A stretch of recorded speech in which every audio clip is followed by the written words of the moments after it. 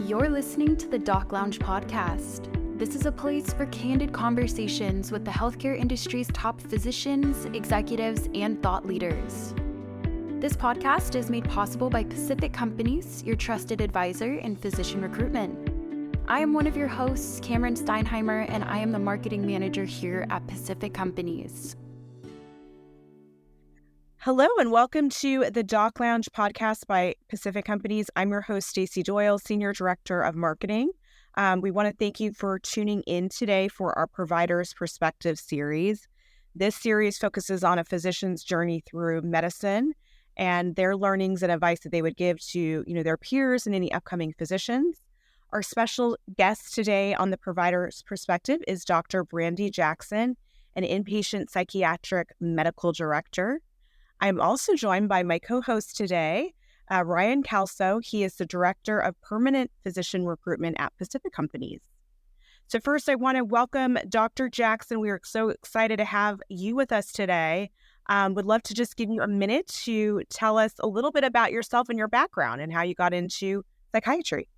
Sure. So thank you so much for having me, first of all. I am actually originally from a small town in Northeast Ohio, and I grew up in a pretty close-knit community. So I became a doctor to serve communities, and I still consider myself a community psychiatrist. Although now I see people from all over the country. I'm mostly focused in inner city areas. I did most of my medical training in Chicago. And more recently, with the help of Ryan, I've moved to the Milwaukee area and I'm working at a hospital there, helping to establish what is one of the largest referral centers for the county of Milwaukee for psychiatric care. Amazing. Well, that is such an impressive background. We're lucky to have you today. And I want to go ahead and that leads into the intro to Ryan. Ryan, tell us a little bit about, your background and as a physician recruiter, and you've been working with Dr. Jackson recently.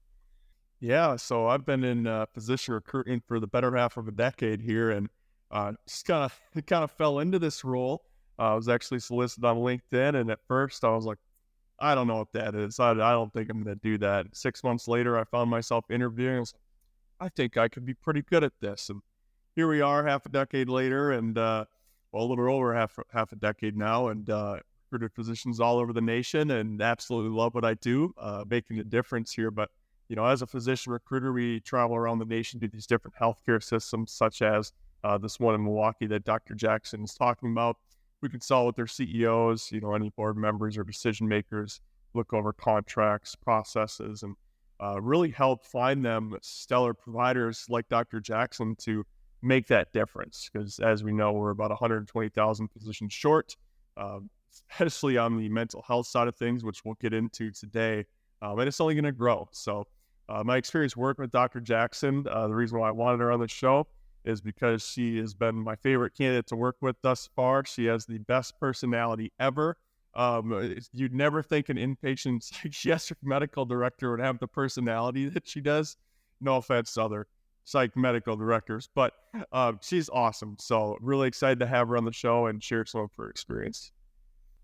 Love it. Well, thank you for that intro and background about yourself, Ryan. I would just love to learn a little bit more, Dr. Jackson. Why did you originally kind of get into psychiatry, and what really inspired you to pursue this career? Well, when I entered medical school, I was pretty sure I was going to be a family medicine physician. That was my goal. But then in medical school, you basically rotate through every specialty of medicine. And I found myself really loving to get to know the social lives of my patient and kind of get into their minds more than I cared about the liver numbers and even like what their heart sounded like. I cared about what was going through their hearts and their minds. And so I kind of decided toward the end of medical school to pick this specialty, and I haven't looked back. That's really inspiring. And it's cool that you knew you had the calling, and it said, okay, this is my path. This is where I want to go. And that kind of leads me to thinking, how did you end up then deciding, okay, now I want to kind of focus a little bit more on leadership and become, a director role? That's a wonderful question.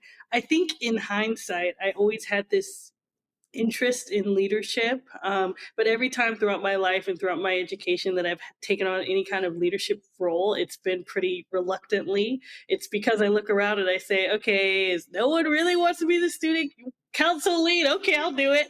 I was like the default. And I think things really changed for me. I was a chief resident, which is a key leadership position in psychiatry training. And I really enjoyed pretty much all aspects of that, and working closely to bridge administration with the folks who are on the front line of the work. I always like that.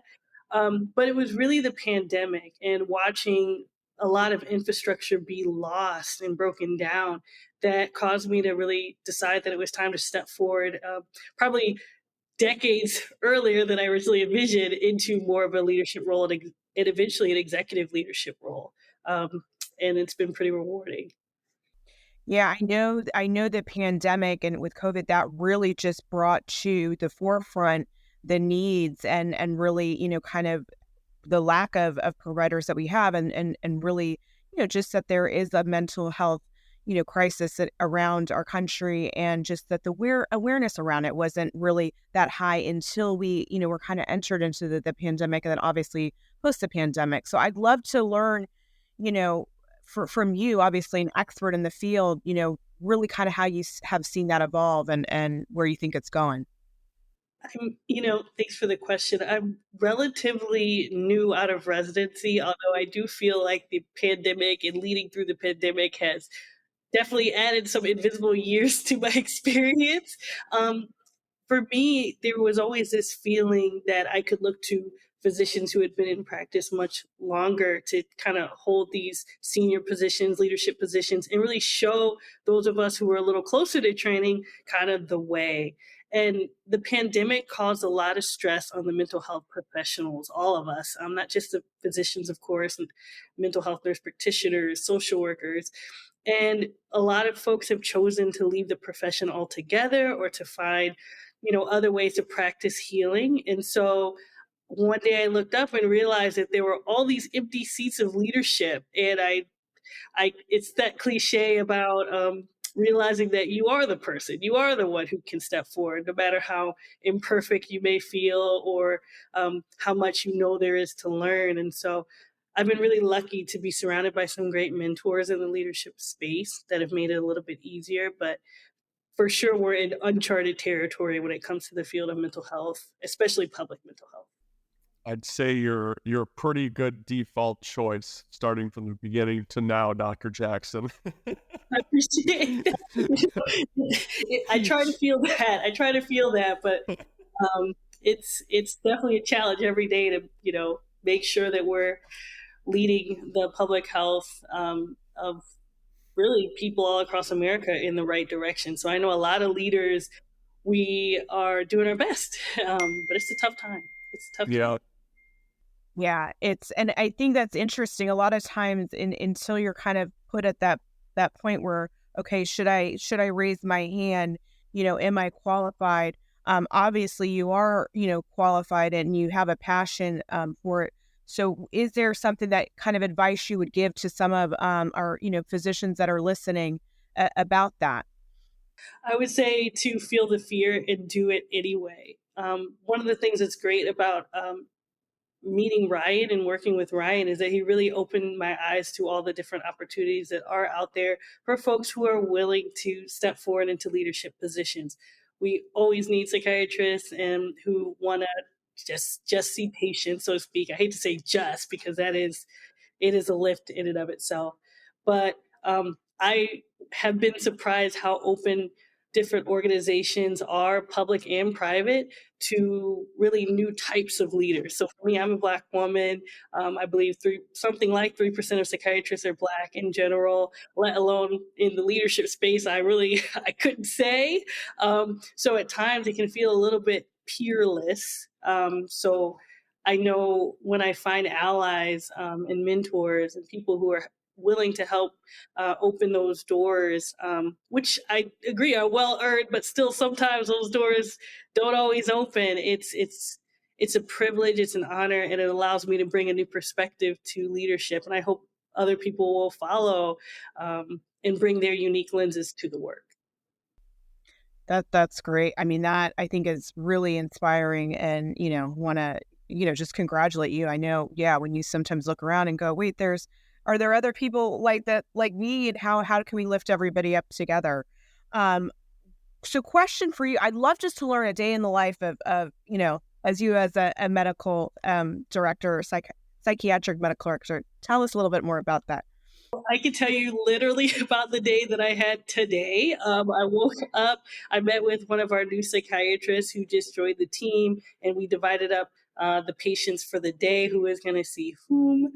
I had a sidebar where I was in court testifying on behalf of a patient who was there involuntarily, and giving expert testimony. And then I got to meet with some of the public defenders that work with my patients. And then I ran and saw patients and discharged some and admitted some. And then got to come back to the table and meet with the other executives about opening new wings of the hospital. So it's literally this sort of weaving between being a clinician and working closely with nurses and social workers, and working with other executives to figure out how we're going to build on our services and do more. So it's really exciting. That does sound really exciting. And every day it's different, I'm sure, from what you just described. I mean, that's pretty cool to be able to kind of have all those different touch points. How do you balance, making sure that you are ensuring that, high quality patient care, is being consistent within your department, and then all that kind of the admin aspects, so where you balance that? Well, first, I allow myself to recognize that there's never 100% balance. Some days I'm more wearing my clinician hat necessarily, and other times I'm wearing that leadership hat. But I think for me, it all begins with people. It begins and ends with people, making sure you bring in the right team around you, and listening to their expertise. So recruitment is truly, I'm not just saying that, it really is number one. Um, and I think the other piece is grace, and realizing that every single person on both sides, your patients and your colleagues, are human beings all striving for this thing that we strive for perfection every day, and we give ourselves grace when we um, don't reach it, because it's quite impossible to actually reach perfection. But I try to find beauty in the striving. I try to remind myself to clock out. If you saw behind me, where in the part of my home where I have a little yoga mat and quiet space, because I think creating space for solitude is really important, and water and all the basics, and realizing that it's a marathon, never a sprint. That's so well said. And I think burnout, is such a topic that is starting to become, at least we're talking about it more, and really prioritizing self-care. And that's exactly what you just said. You're prioritizing it for yourself and for your team, which I think is really important. I'd love to hear from both of you, from your perspective, obviously, as, a doctor, a medical director, and then from Ryan's perspective, because I know he is, an advocate and very much in this space about mental health awareness.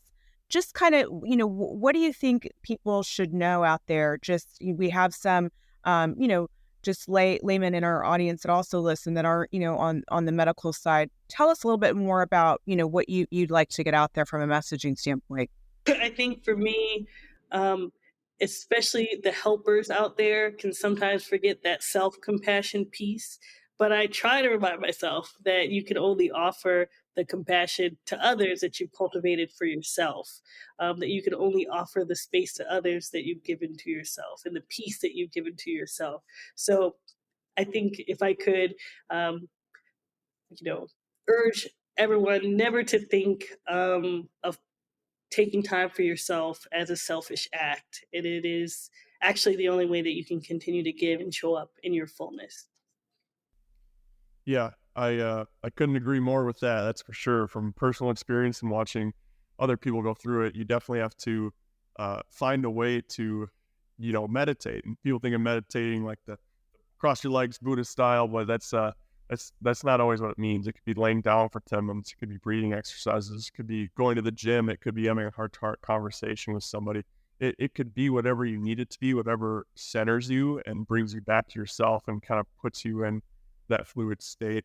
One thing I do want a lot of people to be aware of is that you're not the only ones. About 33% of adults in June of 2022 were reported symptoms of depression and anxiety. There's a massive shortage of psychiatrists right now, so I think we're going to see a massive shift move more towards delegation from doctors like Dr. Jackson to psychiatric mental health nurse practitioners and these different AI and telehealth platforms. So, what we're seeing right now is we're actually seeing an increase of people applying for psychiatry residency. But one of the faults I think in our system is that the slots don't exist. So, it's been really challenging in that fact because it's risen 21% in recent years, but there's usually twice as many applicants as slots for them. So we're going to continue seeing that shift. You don't need a doctor to diagnose and prescribe. They all have communication with the doctor, some sort of delegation and hierarchy there, and they're just as good at their job as the doctors are. So try to get the help you need, be open about it, talk about it, and otherwise I think we're in for an even ruder awakening, so to speak, in the coming years, because right now about 60% of psychiatrists are 55 and older, and COVID really exacerbated a retirement movement, and more are coming. Interesting. Yeah, I did those stats are really, that kind of makes you really aware of the situation and what we have to face moving forward. And Ryan, that was really insightful on the residency side as well. Some good stats there and information. What do you, Dr. Jackson, do you think, with these telehealth platforms and telepsychiatry, is that something that you're seeing more, or is that, for a lot of what you're talking about, it's more, I'm assuming in person? Yes. I definitely see a rise in psychiatrists working on the telehealth platforms. And even compared to just a few years ago, looking at the job market, there's so many postings for folks like me to be able to work and see patients without ever leaving our homes. I think the people, and I think that's great. So I think that's a wonderful thing, and it expands access. But I fear that the people who are left behind are those who are sick enough to require inpatient hospitalization, like the folks that I take care of, many of whom are experiencing very severe symptoms. And a lot of the diagnosis relies on being able to be in the physical environment of somebody who may not be able to communicate as effectively what they're feeling inside. So you are left to draw on their behaviors. How do they get along with other people in the unit? How do they ask for things? What kind of sleep are they having? And that gets lost on a telehealth platform. But what Ryan said is true, the numbers are real. And so I think as a field, psychiatry is being called to level up, to really think hard about how psychiatrists are placed and used within organizations. How can we support the advancement of psychiatric nurse practitioners? We do use them in our hospital. They're wonderful. I enjoy working with psychiatric nurse practitioners. My job would not be possible without their assistance. And I think we're going to see more of that going forward. Stacy, I want to ask a follow-up question to this because I'm genuinely curious. Dr. Jackson, do you have any ideas, or what do you think we're going to see, to your point, for those really acute or sick patients, that are just struggling from minor, I shouldn't say minor, but, your day-to-day, general depression, general anxiety, that's typically easier to diagnose, and there's a lot more tools and resources available to those people. How do you see this shift, impacting your type of role, or, those even sicker patients? What needs to be done to help those patients? I think it's such a great question. I think, first of all, that psychiatry is going to be forced to stratify its offerings. In other words, that the people who can benefit from AI interventions, perhaps people who are experiencing more mild symptoms, maybe they just need a little bit of skills training, those folks will probably end up using the newer apps and the things that are really more self-directed. I think the role of psychiatrist is going to have to change just because of the shortage, from being the person doing the bread and butter prescribing medications to more of a supervisory role, where perhaps they're working with a team of psychiatric nurse practitioners who are meeting with patients every day, and then perhaps tapping in that psychiatrist when there are cases where folks just aren't getting better or are particularly medically complex. So I think we're at a time that actually the system can't afford to take the few psychiatrists that we have and just kind of treat them the way we've always treated them. My hope is that psychiatrists will be used more at a systems level to design systems of care, and use that expertise to help almost decide who is sick enough to be at the highest level, who can be managed more at that middle tier, and what kind of resources we can put out to the general public to help folks who are just going through some life hurdles, but perhaps not needing full-blown hospitalization. So No, very insightful. And yeah, I like what you're saying. It's going to have to be broken out in these different kind of layers to really address the shortage of physicians that we have. One other thing I wanted just to get, your thoughts about Dr. Jackson is, how do you really kind of stay up to date with everything that's going on? I know the world of psychiatry is always evolving. Are there any things that you would give as tips to our listeners that you like to do personally? yeah, so I'm a millennial, so I embrace the podcast, the YouTube channels. I think I've just seen an outburst of certified mental health professionals who are putting up their shingle on YouTube. I'm not a big TikToker, but I hear that there's some out there. I would urge people to really check out the folks who are verified as certified professionals, and really there's a lot of what we call psychoeducation that's out there for free. So I like to keep a pulse on that. But of course, there are the professional organizations that I think are still very relevant in helping us keep track of all the key scientific findings. But I try to make sure I'm balancing those expert sort of high level opinions with reading the New York Times, which, for example, just put out an article about a new drug for postpartum depression. So I'm trying to not just read the expert opinions, but I want to know what normal people are reporting up and what they're asking questions about, because I think we should be able to communicate on all those levels with our patients. Love bringing in all the platforms. That's really, that's smart. I love that. Ryan, I'd love to give some advice to some potential, psychiatric residents about, what they should be mindful of going into the job market, and, what potentially working with somebody like you could do and assist them in that search. Absolutely.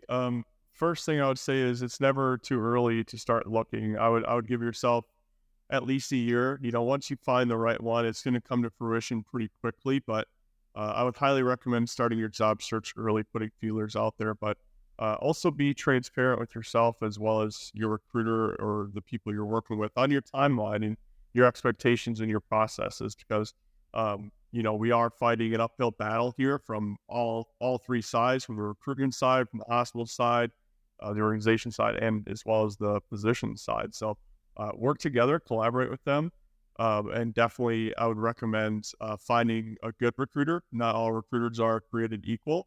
Sorry, but they're not. Find somebody who is going to be, again, transparent with you and who will act as your advocate as much as they're going to act as their client's advocate.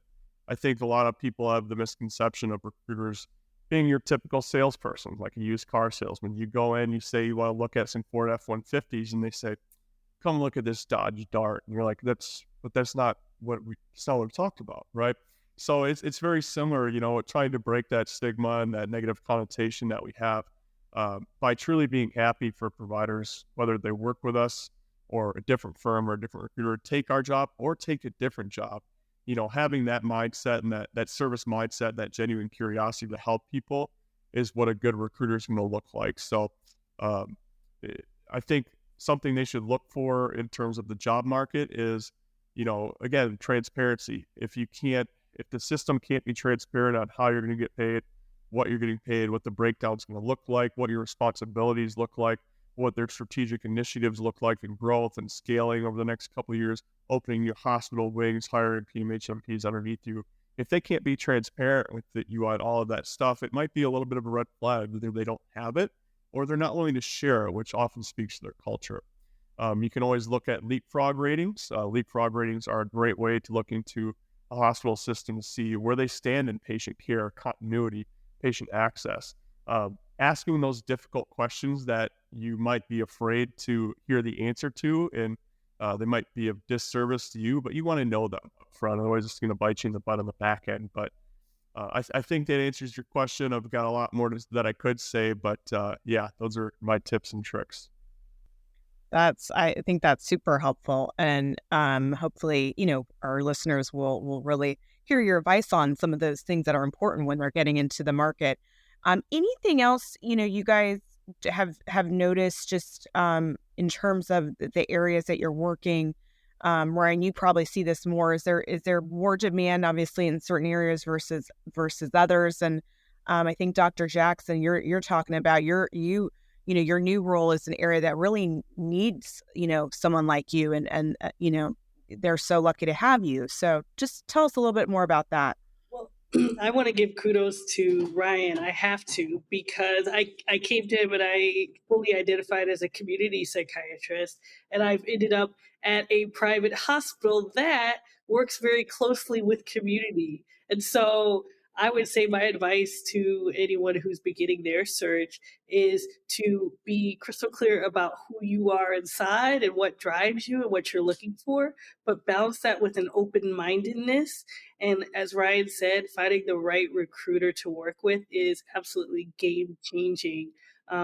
There were times in the search where I would say, well, what about this? And Ryan would say, he would just remind me of the values that I shared with him in the beginning. And I just thought it was so helpful to keep me focused on the end goals that I had laid out.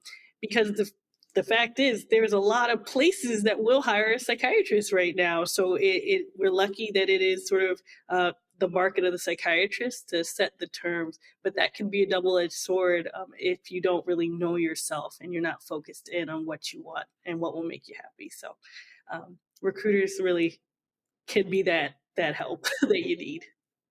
No doubt. Thank you.